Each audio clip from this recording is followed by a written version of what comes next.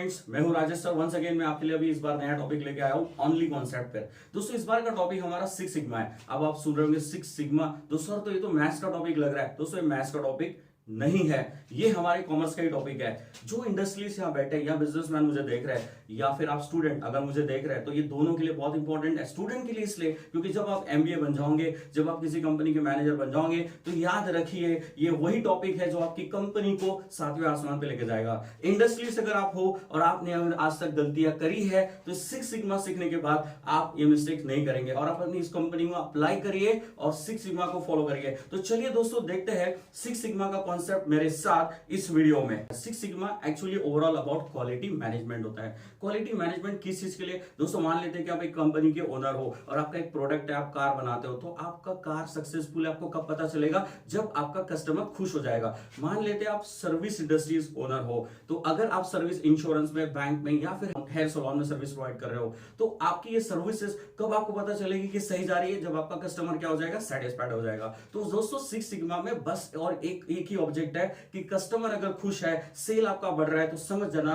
कि आपका management quality management है। लेकिन दोस्तों इसके लिए करेंगे क्या? इसके लिए हमको क्या करना है? तो हमारी जो करंट प्रोसेस चल रही है, और वैसे भी सिक्स सिग्मा करंट प्रोसेस पे अप्लाई होता है, तो जो करंट प्रोसेस चल रही है, अगर आप ऑलरेडी किसी एग्जिस्टिंग बिजनेस के ओनर हो, तो याद रखिए कि करंट बिजनेस प्रोसेस जो चल रही है उसमें आप डिफेक्ट्स फाइंड करो। डिफेक्ट्स यानी गलतियां कहां हो रही है, उस गलती को आइडेंटिफाई करना सबसे पहला स्टेज होता है सिक्स सिग्मा का। तो उसको आइडेंटिफाई करो, आइडेंटिफाई करके और डिफेक्ट्स को क्या कर दो? रिमूव कर दो, निकाल दो, उसको निकाल के फेंक दो और नई कोशिश करो, नए प्रोसेस को इंप्रूव करो। इससे क्या होगा? इससे आपका मैनेजमेंट क्वालिटी हो जाएगा और आपका प्रोडक्ट सक्सेसफुल हो जाएगा। लेकिन क्या दोस्तों सिक्स सिग्मा की डेफिनेशन इतनी सी है? ये डेफिनेशन नहीं है। मैं तो आपको सिर्फ इंट्रोडक्टरी बता दिया हूं। अब तो बहुत सारे कंटेंट तो आपको सिखाना बाकी है, कैसे अप्लाई होता है सिक्स सिग्मा और कहां पे अप्लाई होता है सिक्स सिग्मा। आपको पता है ये सिक्स सिग्मा किसने इन्वेंट किया हुआ है? सिक्स सिग्मा एक अमेरिकन इंजीनियर थे जो मोटोरोला में ऑलरेडी वर्क कर रहे थे। तो 1986 यानी कि 1986 में उन्होंने मोटोरोला कंपनी में इस मॉडल का इन्वेंशन किया, यानी सिक्स सिग्मा कॉन्सेप्ट को वो लेके आ गए। इसको लाने के बाद क्या हुआ? तो 1986 यानी 1986 में जब ये एप्लीकेबल हुआ, तो वहां से सीधा इसका रिजल्ट 2005 में देखने को मिला। 2005 में क्या देखने को मिला दोस्तों? तो मोटोरोला कंपनी जब इस मॉडल को कंसिस्टेंटली फॉलो कर रही थी, तो 2005 में 17 billion dollar US dollar 17 billion US dollar का उसको सेविंग हुआ, मुनाफा हुआ। इतना पैसा उन्होंने बना लिया इस मॉडल को देखते हुए। और जब भी ये मॉडल का सक्सेस सामने आते गया, तो वहीं की कुछ दूसरी वो कंपनियां जो थी, अमेरिका की जो वो कंपनियां थी, एक हॉर्नवेल और एक जनरल इलेक्ट्रॉनिक्स, इन्होंने भी इस मॉडल का एडॉप्शन किया। चलिए दोस्तों सिक्स सिग्मा बना क्यों है, किस ऑब्जेक्ट से बना हुआ है और सिक्स सिग्मा इसका नाम क्यों पड़ा है? सिक्स क्या है, छह यहां पर क्या है? सर दोस्तों देखते हैं। तो ये छह इसके ऑब्जेक्ट है जिसको लेके सिक्स सिग्मा डेवलप हुआ है। तो दोस्तों देखते हैं, पहला ऑब्जेक्ट आपके स्क्रीन पे आपको दिख रहा होगा। सबसे पहले हमने लिखा है वहां पे reduce cost, right. Reduce cost मतलब क्या होता है दोस्तों? पैसे को मतलब खर्चे को घटाना। जैसे आपको पता होगा कि इंडस्ट्री में खर्चा कहां होता है? सैलरी में होता है, इलेक्ट्रिसिटी में होता है, रेंट में होता है, और उसके बाद एडवर्टीजमेंट में होता है, और अलग अलग मटेरियल कॉस्ट में होता है। तो कहीं से कहीं तो पैसे को, खर्चे को कम कर दो तो प्रोडक्ट कॉस्ट कम हो जाती, प्रॉफिट मार्जिन बढ़ जाता। तो that's the object, first object. दूसरा क्या है दोस्तों? Reduce process. रिड्यूस प्रोसेस मतलब क्या होता है? बहुत बार आपने देखा होगा कि मैन्युफैक्चरिंग को आपको समय लग जाता है। मतलब क्या होता है कि आपके पास 10 मशीन है, तो प्रोडक्ट 10 मशीनों से गुजरते हुए जा रहा है, तो उसका मतलब उसमें समय लग जाएगा। मतलब कि एक चीज अगर सपोज 2 दिन में बननी है, तो वो आपकी 10 दिन में बन रही है। तो उस प्रोसेस को रिड्यूस करने की कोशिश करो। उससे क्या होगा? समय बचेगा, इलेक्ट्रिसिटी बचेगी, मटेरियल बचेगा, बहुत कुछ बचेगा सर। दोस्तों सेल भी बढ़ जाएगा। तो इसके वजह से आपको एक और बेनिफिट हो सकता है। तो ये था रिड्यूस प्रोसेस। दूसरा आता है दोस्तों टाइम साइकिल। टाइम साइकिल किसको बोलते हैं? मैन्युफैक्चरिंग से लेके, मतलब परचेस ऑफ रॉ मटेरियल से लेके तो प्रोडक्ट के फिनिश होने तक, मतलब जो पीरियड लगता है उसको बोलते हैं हम टाइम साइकिल। बहुत बार ऐसा होता है कि इंडस्ट्री को 5-5 महीने, 4-4 महीने, 2-2 महीने लग जाते हैं एक प्रोडक्ट डेवलप करने के लिए। I am talking about the big products, right. जैसे कि एरोप्लेन हो गए, जैसे कि लैपटॉप हो गया, जैसे कि कंप्यूटर हो गया, जैसे कि कार हो गई। तो ये प्रोडक्ट बनाने के लिए कंपनी का टाइम साइकिल काफी ज्यादा बड़ा हो जाता है। तो उस टाइम साइकिल को कम कर दो, उसको रिड्यूस कर दो। इससे क्या होगा? आपका सेल फास्ट हो जाएगा, आपका सप्लाई फास्ट हो जाएगा, जिससे कंपनी को डेफिनेटली कस्टमर अचीव करने में, टारगेट करने में ज्यादा मुनाफा होगा। This is what the second object is about. तीसरा ऑब्जेक्ट देखते हैं दोस्तों क्या है? Reduce pollution. पोल्यूशन क्या होता है, राइट? पोल्यूशन क्या आप गवर्नमेंट के लिए कम कर रहे हो? ये यस, गवर्नमेंट के लिए तो आप पोल्यूशन कम कर रहे हो, साथ में दोस्तों पोल्यूशन अपने एम्प्लॉय की हेल्थ के लिए, एम्प्लॉय की सेफ्टी के लिए, सिक्योरिटी के लिए, ये और सोसाइटी के लिए, ताकि अगर पोल्यूशन आप कम करेंगे तो सोसाइटी में आप रिकमेंड हो जाएंगे। तो ये सिक्स सिग्मा के एक छोटे से ऑब्जेक्ट में आता है। वैसे तो दुनिया की कंपनी के ऑब्जेक्ट में ये लिखा गया है, लॉ में भी लिखा गया है कि आपको कहीं ना कहीं पोल्यूशन कंट्रोल करना है।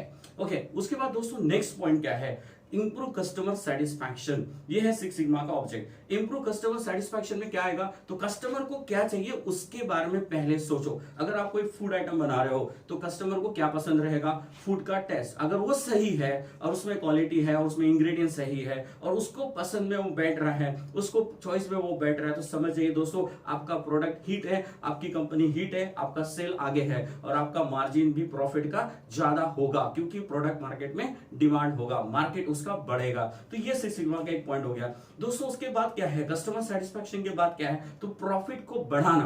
प्रॉफिट को बढ़ाना सिक्स सिग्मा का सबसे मेन मोटो होता है और हर बिजनेस का सबसे पहला मेन मोटो होता है कि उसका प्रॉफिट बढ़ना चाहिए, उसके लिए वो सारी दुनिया कर लेते हैं। तो इंक्रीज प्रॉफिट मतलब कॉस्ट को घटा दो, पोल्यूशन को कंट्रोल कर लो, प्रोसेस को कम कर दो, मतलब टाइम साइकिल को रिड्यूस कर दो, तो डेफिनेटली आपका प्रॉफिट क्या होगा, बढ़ जाएगा। तो प्रॉफिट को बढ़ाएंगे कैसे, उसके बारे में सिक्स सिग्मा क्या करता है, सोचता है, राइट। दोस्तों सिक्स सिग्मा अगर आपने जान लिया है तो मैं आपको चलो एक चीज सिखाता हूं कि इसको अप्लाई कैसे करते हैं, इसकी मेथड क्या है। इसके दोस्तों दो इन्वेंटेड मेथड है, DMAIC और एक DMADV। दोस्तों ये दो मेथड क्या बोलते हैं, DMAIC क्या बोलता, तो आपके एग्जिस्टिंग प्रोजेक्ट को स्टडी करो, उसके डिफेक्ट्स निकालो, उसकी फॉल्ट्स को निकालो, उसको इंप्रूव करो और वहां सिक्स सिग्मा अप्लाई करो, राइट। DMAIC।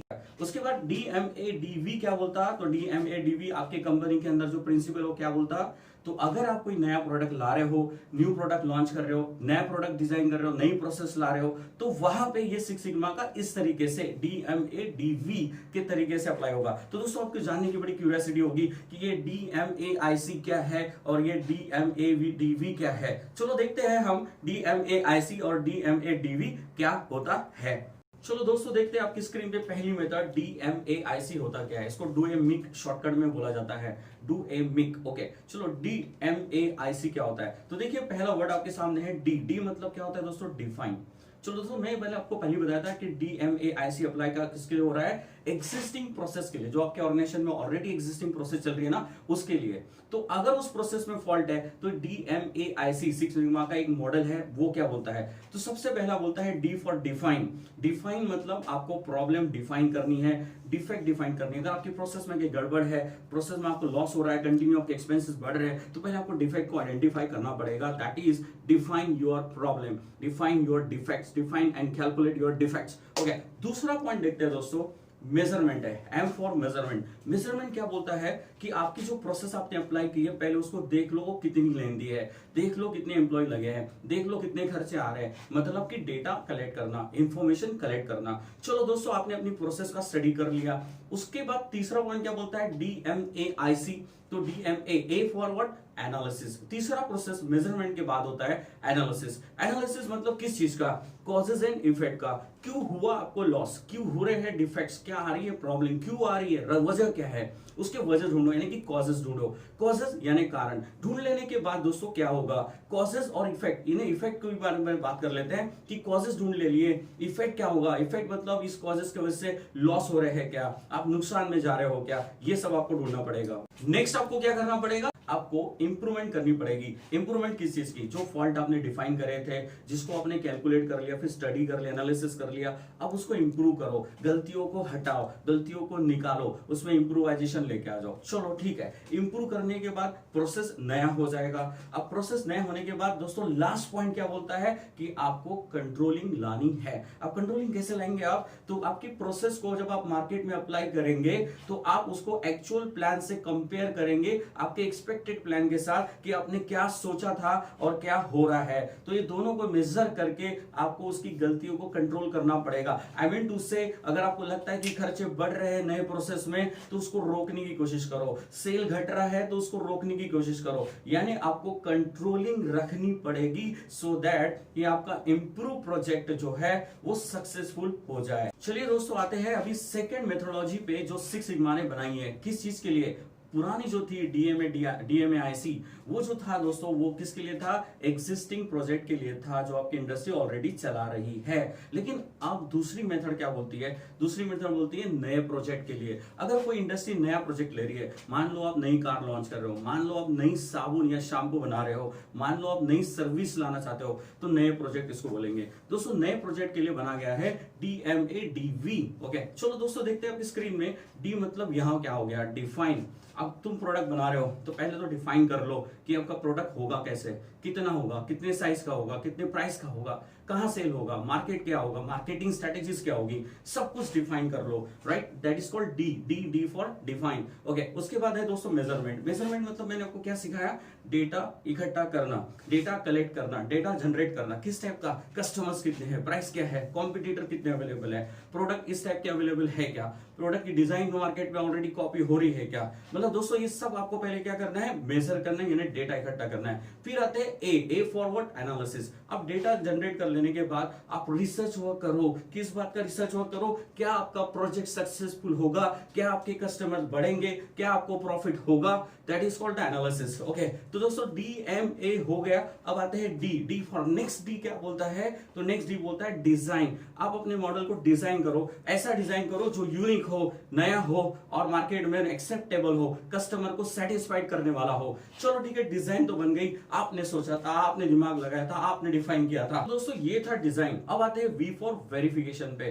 वेरिफिकेशन क्या बोलता है, दोस्तों आपने जो डिजाइन बनाई है ना उसका सैंपल टेस्टिंग करना इंपॉर्टेंट होता है। मतलब आपके डिजाइन का टेस्टिंग, क्या वो डिजाइन अपने स्टैंडर्ड पे बैठ रहा है, क्या वो डिजाइन यूजफुल है, क्या वो डिजाइन कस्टमर को सेटिस्फाइड करेगा, तो इसकी सैंपल टेस्टिंग आपको करनी पड़ेगी जस्ट फॉर वेरिफिकेशन। तो आप उस प्रोडक्ट को अपने एम्प्लॉय पे अप्लाई कर सकते हैं या फिर आप उसको सैंपल मॉडल के तौर पे एक मॉडलिंग आपका टेस्टिंग डिपार्टमेंट होगा, वहां उसको टेस्ट करने के लिए आप उसको भेज सकते हैं। जैसे ही वो फाइनली टेस्ट हो जाए और आपके 100% स्टैंडर्ड पे वो प्रोडक्ट अगर बैठ जाए तो फिर आपको उसके बाद क्या करना है, उसके बाद आपको एक पायलट रन सेट करना है। पायलट रन क्या बोलेंगे, सिक्स सिग्मा के वो वाले नेक्स्ट पॉइंट पे नहीं है, बट ये पायलट रन क्या होता है, तो कंपनी की स्ट्रेटेजी है कि मार्केट में उस प्रोडक्ट को किस तरीके से अप्लाई करना है, किस तरीके से लॉन्च करना है, कस्टमर तक कैसे पहुंचाना है और उसको हिट कैसे करवाना है। दैट इज वी से पायलट रन। दोस्तों पायलट रन के बारे में एक छोटा सा एग्जांपल देना चाहूंगा। वीवो के बारे में आपने सुना होगा, इंडिया में जब वीवो आया था तो आपने मार्केटिंग स्ट्रेटेजी उनकी देखी थी कि उन्होंने प्रोडक्ट को कैसे मार्केट में डंप किया था।